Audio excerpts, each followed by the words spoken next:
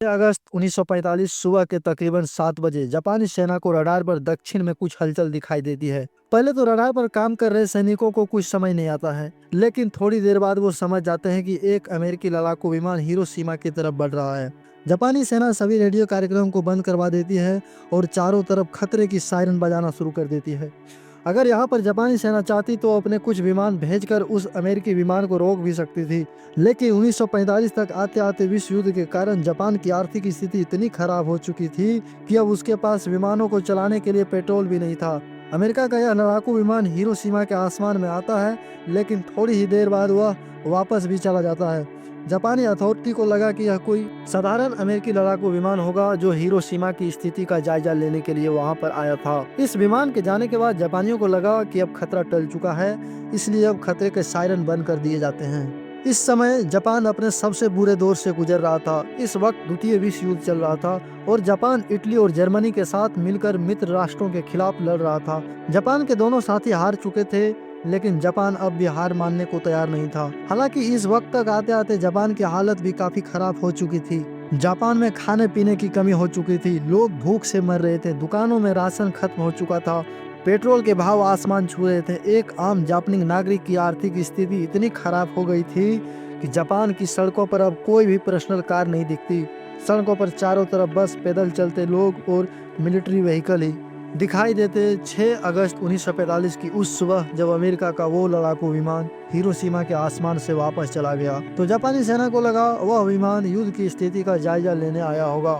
जापानी अधिकारियों का यह अनुमान सही भी था, लेकिन उन्हें नहीं पता था कि विमान युद्ध की स्थिति का नहीं बल्कि मौसम का जायजा लेने आया था। तो विमान जब वापस लौट जाते हैं तो जापानी अधिकारी चैन की सांस लेते हैं, लेकिन थोड़ी ही देर बाद सुबह के तकरीबन 8 बजे दक्षिण से एक और विमान आता है। जापानी सेना इस विमान को भी रोक सकती थी, लेकिन उन्हें लगा कि यह विमान भी पहले की तरह बस स्थिति का जायजा लेने आया होगा। पर उन्हें क्या पता था कि यह विमान उनकी मौत का फरमान लेकर आया था। जापान की तरफ बढ़ रहा यह विमान एनोला गे नाम का एक बम वसक विमान था। इस विमान को मेजर थॉमस फेरे भी उड़ा रहे थे। सुबह के ठीक 8:15 पर इस विमान से लिटिल बॉय नाम का एक 4 टन वजनीय न्यूक्लियर बम नाक के बल धरती पर गिरना शुरू होता है। इस बम का लक्ष्य हिरोशिमा का ओई ब्रिज था, लेकिन हवा इतनी तेज चल रही थी कि यह बम अपने लक्ष्य से 250 मीटर दूर सीमा सर्जिकल हॉस्पिटल पर जाकर गिरता है। इस बम को धरती पर पहुंचने में 43 सेकंड का समय लगता है। इस बम की शक्ति 15,000 TNT के बराबर थी और जब यह फटा तब तापमान 4,000 डिग्री सेंटीग्रेड तक पहुंच गया।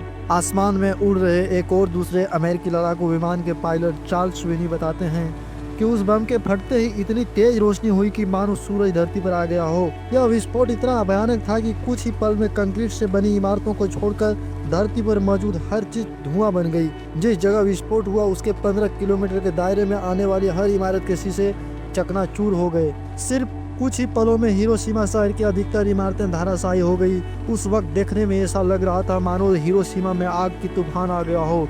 सिर्फ कुछ सेकेंड पहले जिस हिरोशिमा की आबादी 2.5 लाख थी, अब वो सिर्फ 1,60,000 ही बची। 80,000 लोग एक ही पल में राख बनकर रह गए। अमेरिकी लड़ाकू विमान एनोला के पायलट पॉल स्टिप बताते हैं कि यह धमाका इतना खतरनाक था कि विस्फोट होते ही विमान के आगे के केबिन में एक तेज रोशनी फैल गई। यह धमाका इतना तेज था कि इतनी ऊंचाई पर उड़ रहे विमान में बैठे पायलट के दांतों में भी कपकपी होने लगी।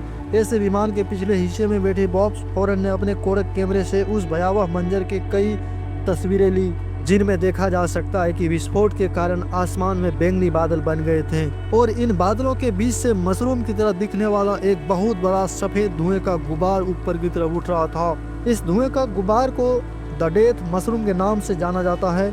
इस मशरूम के नीचे वो 80,000 लोग थे जो कुछ समय पहले जिंदा थे। 14 साल के फुजियो तारिकोशी 6 अगस्त की उस समय धमाके वाली जगह से कुछ ही दूरी पर मौजूद थे। विस्फोट वाली जगह के इतना नज़दीक होने के बावजूद भी फुजिया उन चंद खुशकिस्मत लोगों में से एक थे जो जिंदा बच गए। वह बताते हैं कि उस सुबह मैं अपनी माँ के साथ नाश्ता कर ही रहा था कि तभी हमें आसमान में जोर की गड़गड़ाहट सुनाई देती है। हम लोग दौड़कर बाहर आते हैं। पहले तो हमें लगा कि वह किसी प्लेन की गड़गड़ाहट होगी, लेकिन जब हमने आसमान की तरफ देखा तो वहाँ पर कोई प्लेन नहीं था। हमने देखा कि उत्तर पूर्व की तरफ से एक छोटी सी बॉल जमीन की तरफ आ रही है। यह बॉल जैसे जैसे नज़दीक आ रही थी और ज़्यादा स्पष्ट हो रही थी। कुछ ही देर में हमें पता चल गया यह एक बम था, लेकिन यह सब कुछ इतना जल्दी हुआ कि हमें भागने का मौका ही नहीं मिला। फूजी आगे बताते हैं कि जैसे ही वो बम जमीन पर गिरा, एक तेज रोशनी के साथ इतना भयानक धमाका हुआ कि पहले तो मैं अंधा हो गया, और अचानक से मेरे पैरों के नीचे की जमीन इतनी जोर से हिली कि मानो धरती फट गई हो। मैं कुछ समझ पाता इससे पहले ही एक गर्म हवा के झोंके ने मुझे दूर ले जाकर पटक दिया। इसके बाद मुझे कुछ याद नहीं रहा और मेरी आंखें बंद हो गई। लेकिन जब मेरी आंखें दोबारा खुली तब मैंने महसूस किया कि मैं ज़मीन पर पड़ा था। मैं जैसे ही थोड़ी सी हिम्मत जुटाकर उठने की कोशिश की तब मुझे महसूस हुआ कि मेरी एक तरफ का हाथ तो मांस का एक टुकड़ा बनकर रह गया था। मैंने जैसे तैसे अपने टूटे हुए हाथ को संभाला।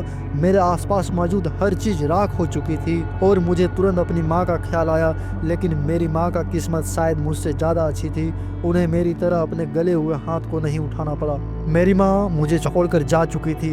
यह बातें बताते हुए फौजियों की आंखों में आंसू आ गए। उनका मानना है कि मरने वालों की किस्मत जिंदा लोगों से अच्छी थी, क्योंकि उन्हें उस तबाही के बाद के भयानक मंजर को नहीं देखना पड़ा। फुजिया की तरह ही एक स्कूली छात्रा जिंको क्लाइन भी उस सुबह हिरोशिमा रेलवे स्टेशन पर खड़ी थी। क्लाइन बताते हैं कि मैं और मेरे कुछ दोस्त जब स्टेशन पर खड़े थे तब अचानक से एक जोरदार विस्फोट होता है। मैं तुरंत बेहोश हो जाती हूँ, लेकिन जब मेरी आंखें खुलती है तो मैं देखती हूँ कि मेरे आसपास कई सारे लोग मलबे के नीचे दबे हुए थे।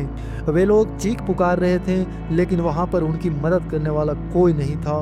मैं कुछ लोगों को बचाने की कोशिश भी करती हूँ, लेकिन आग इतनी तेज थी कि मैं नाकाम रहती हूँ। इसके बाद मुझे अपने माता पिता की याद आती है। मैं तुरंत अपने घर की तरफ दौड़ती हूँ। रास्ते में मुझे कई मरे हुए लोग दिखाई देते हैं, लेकिन उन लोगों के जख्म देखकर मेरी हालत इतनी खराब हो गई कि मैं उनकी कोई मदद नहीं कर पाई। किसी का हाथ उसके शरीर से अलग होकर लटक रहा था, तो किसी के मुंह की चमड़ी पूरी तरह गल चुकी थी। जैसे तैसे करके मैं जब घर पहुंची तो मैंने देखा कि मेरी माँ बहुत ज़्यादा घायल थी। मेरे पिता दूसरे शहर में रहते थे, इसलिए उन्हें कुछ नहीं हुआ।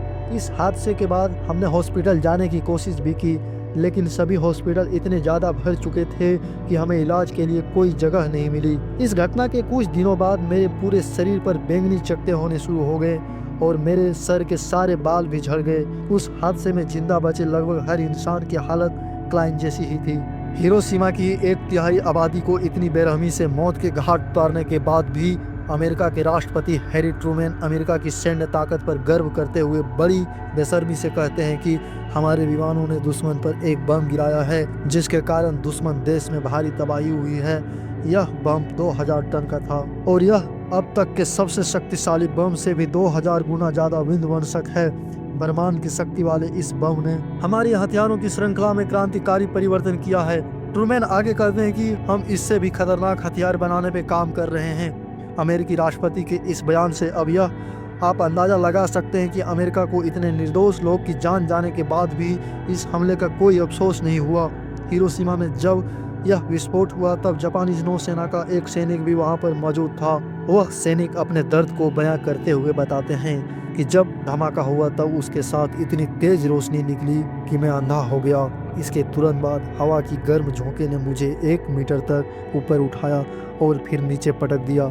मैं किसी तरह अपने घुटने के बल खड़े होने की कोशिश भी कर रहा था कि तभी हवा की एक और झोंका आता है और मुझे एक बार फिर से नीचे पटक देता है। थोड़ी देर बाद जब मेरी आंखें खुली तो मैंने देखा कि मेरी शरीर के बाएं तरफ का हिस्सा पूरी तरह गल चुका था। थोड़ी दूरी पर मुझे एक पेड़ दिखा जो धमाके के कारण पूरी तरह सूख गया था। मेरा गला बिल्कुल सूखा हुआ था और मेरे शरीर में जान नहीं था। मैंने अपनी पूरी हिम्मत एक साथ बटोरी और खड़े होने की कोशिश की, लेकिन मैं खड़ा नहीं हो पा रहा था। फिर मैं किसी तरह उस पेड़ के तने तक पहुंचा। मेरे सामने एक बच्चा पानी के लिए तड़प रहा था, लेकिन मेरे पास पानी नहीं था। कुछ ही देर में उस बच्चे ने मेरे सामने ही तड़पते तड़पते अपना दम तोड़ दिया। इस धमाके के बाद जो लोग जिंदा बचे वो अपनी जान बचाने के लिए सड़क से इधर उधर भागने लगे। सड़क पर चल रहे लोग ऐसे लग रहे थे मानो मुर्दे जिंदा हो गए हो। इनके मुख से झाग भरा खून निकल रहा था और इनके पूरे शरीर पर चमड़ी और मांस इस तरह लटक रहा था कि मानो इनका हल्का सा छूने पर भी इनका मांस हमारे हाथ में आ जाएगा। यह सभी तड़पते हुए लोग पानी के लिए चीख रहे थे, पर इन्हें पानी भी नसीब नहीं हुआ। हालांकि इस विस्फोट के बाद सुबह के 11 बजे बरसात भी होती है, लेकिन यह बरसात पानी की बरसात नहीं थी, बल्कि यह विस्फोट के कारण उत्पन्न हुई रेडियो एक्टिव पदार्थों की बरसात थी। इस बरसात में जो पानी बरस रहा था वो ग्रीस की तरह काला था। उस वक्त वहाँ पर मौजूद जो भी इंसान इस बरसात के संपर्क में आया उसे स्किन कैंसर जैसी जानलेवा बीमारी हुई। कई आंकड़े के मुताबिक उस वक्त विस्फोट के तुरंत बाद 80,000 लोग की जान गई, लेकिन विस्फोट के कारण जो प्रभाव उत्पन्न हुई उनके कारण 60,000 लोग और मारे गए। इसी धमाके में घायल हुए आमागुची बताते हैं कि जब उन्हें होश आया तब उनके सामने कई सारे लोग तड़प तड़प कर मर रहे थे। उन्हें लगा कि वो भी मारे जाएंगे, लेकिन तभी 2 लड़के जो इसी धमाके से सुरक्षित बच गए थे उनके पास आते हैं और उन्हें पास ही के एक क्लिनिक लेकर जाते हैं। आमागुची बताते हैं कि जैसे ही वे क्लिनिक पहुंचे तो उन्होंने देखा कि क्लिनिक के फर्श पर चारों तरफ जली हुई लाशें ही लाशें पड़ी थी। उस क्लिनिक के कुछ एकाध डॉक्टर जो सही सलामत थे वे लोगों की मरहम पट्टी कर रहे थे, वहां पर इलाज कर रहे। कुछ लोगों का मुंह बुरी तरह जला हुआ था तो कुछ के हाथ पैर, लोगों के शरीर से सफेद सफेद रस्सी और खून निकल रहा था। लोग इतने भयानक तरीके से जख्मी थे कि उन्हें देखा भी नहीं जा सकता था। अमेरिका के हमले के सामने पूरे हिरोशिमा और जापान ने दम तोड़ दिया, लेकिन अमेरिका के नापाक मंसूबे अब भी पूरे नहीं हुए थे। इस हमले के ठीक 3 दिन बाद 9 अगस्त की सुबह अमेरिका एक बार फिर जापान के ही एक और शहर नागासाकी पर ऐसा ही एक और परमाणु हमला करता है। पहले यह हमला जापान के औद्योगिक शहर कुकरा पर होने वाला था, लेकिन मौसम खराब होने के कारण हमले की जगह को बदलकर कुकरा की जगह नागासाकी कर दिया गया। घड़ी में जब सुबह के ठीक 11 बज रहे थे तभी अमेरिकी लड़ाकू विमान B-29 अपनी बेली से फैटम को रिलीज करता है। 4500 किलो वजन वाला यह बम हिरोशिमा पर गिराए गए लिटिल बॉय के बराबर ही ताकतवर था। 52 सेकेंड तक हवा में गिरते रहने के बाद जमीन से 500 फीट की ऊंचाई पर यह बम फटता है। शहर से बाहर काम करने वाले कुछ मजदूर बताते हैं कि जब बम फटा तो पहले तो उन्हें कुछ समझ नहीं आया, लेकिन बाद में उन्होंने देखा कि चारों तरफ लाशें ही लाशें थी। उनमें से कुछ बताते हैं कि हमने पहले कभी परमाणु बम के बारे में नहीं सुना था, इसलिए हमें कुछ समझ नहीं आ रहा था। जो लोग जिंदा बच गए उनके शरीर की चमड़ी गल रही थी। लोग मदद के लिए चीख रहे थे, चिल्ला रहे थे। जिस जगह विस्फोट हुआ उसके 1 किलोमीटर के दायरे में हर चीज या तो धुआं बन गई या राख बन गई। लगभग 74,000 लोग इस हमले में मारे गए और इतनी ही संख्या में लोग घायल भी हुए। हमले के बाद जिंदा बची मिची हथौड़ी बताती है कि उस समय में 15 साल की थी। मैं अपने स्कूल की सबसे होनहार छात्रा तो नहीं थी, लेकिन सबसे आज्ञाकारी छात्रा जरूर थी। इसलिए विस्फोट से पहले जब सिटी में खतरे का सायरन बजा तो हमारी टीचर ने हम सभी को पास ही में बनी बंकर में जाकर छुपने को कहा। मेरे सभी साथी इस वार्निंग को हल्के में ले रहे थे, इसलिए वह सभी क्लासरूम से निकलकर स्कूल के मैदान में टहलने लगे, लेकिन मैं उस बंकर में जाकर छुप गई। कुछ ही देर में एक बहुत ही तेज आवाज के साथ एक भयानक विस्फोट होता है। मेरे जो दोस्त मेरे सामने बंकर के बाहर खड़े थे वे अचानक गायब हो गए। धमाके के कारण निकलने वाली रोशनी से मैं कुछ समय के लिए अंधी हो गई। अचानक बंकर में एक इतना तेज गर्म हवा का झोंका आया कि मैं एक जोरदार झटके के साथ दीवार से टकरा गई। कुछ ही देर बाद जब मेरी आंखें खुली और मैं बाहर निकली तो मेरे सामने मेरे दोस्तों की लाशें पड़ी थी। मैं उन्हें पहचान भी नहीं पा रही थी। उस वक्त तक लोगों ने परमाणु बम का नाम भी नहीं सुना था, इसलिए उन्हें लगा कि आसमान में सूरज फट गया। नागासाकी पर हुए हमले के बाद अमेरिकी राष्ट्रपति हैरी ट्रूमैन ने एक बार फिर अपने देश को संबोधित किया। इस संबोधन में वह कहते हैं कि अगर जापान ने अब भी हार नहीं मानी तो वह और हमले करेंगे, जैसे जापान के हजारों आम नागरिक मारे जाएंगे।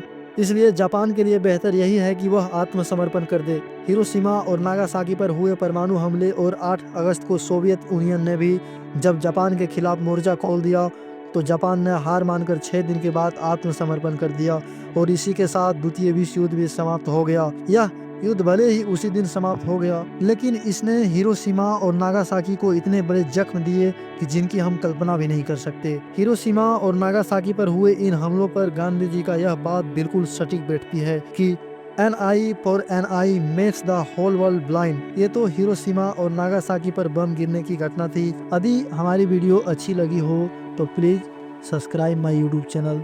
Thank you for watching.